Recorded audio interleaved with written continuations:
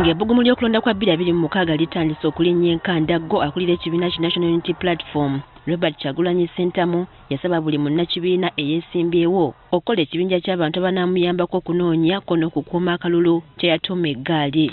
Njagala okusinziira wano basaba mugende mutandike okwekolamu omulimu muzimbe eggaali.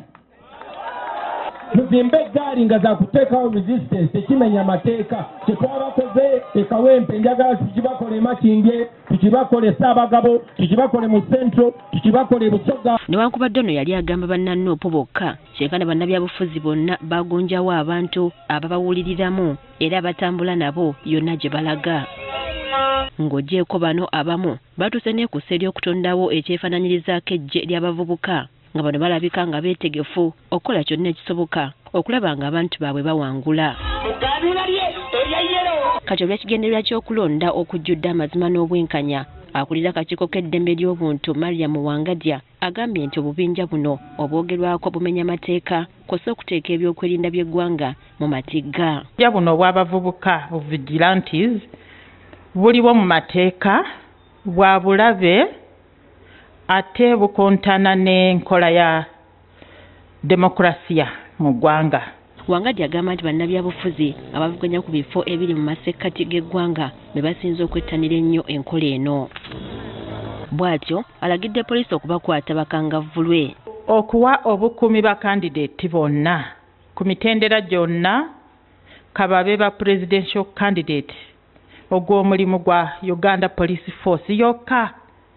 Era nkubiriza Uganda Police Force nti obubinja obwo busaatululwe bunnambiro wonna wonna we buli. Amateeka g'ebyokulonda temuli gaali era nasomya amateeka g'ebyokulonda okuva ku Constitution okutuuka ku Electoral Commissions Act, Parliamentary Act, Presidential Elections Act, Local Government Act.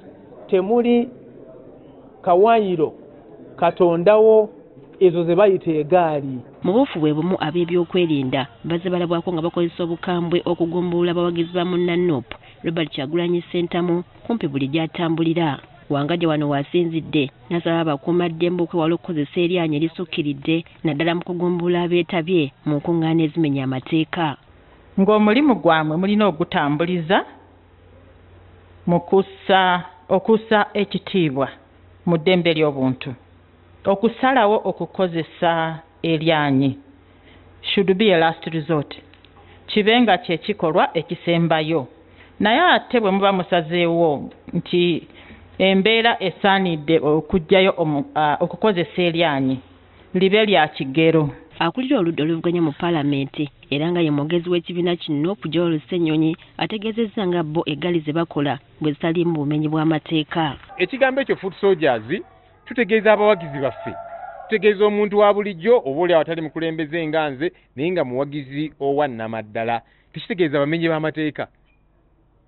Abamenyi b'amateeka Wangadya oba oli be yali baddayogerako be ba NRM babeera mu tishaati za NRM. Twali ekiruhuura, twali ekazo, abo aba NRM vigilante groups nga bakutte emiggo be bakuba abawagizi baffe. Abo lwaki taboogeddeeko directly n'agamba nti bano aba NRM abakola kino. Yo poliisi yenenyeza ku bikolwa eby'effujjo byezzeekola mu kakuyege naddala ku bannakibiina ki NUP gamba ng'eyiganga awaafiirwa omuntu ne bagamba nti ensobi ezimu zikolebwa abantu baabwe mu bukyamu. In our mandate there is no any biasness, but when those mistakes happen, like I said, we investigate, we take actions, and we tell our officers to go out with a sober mind.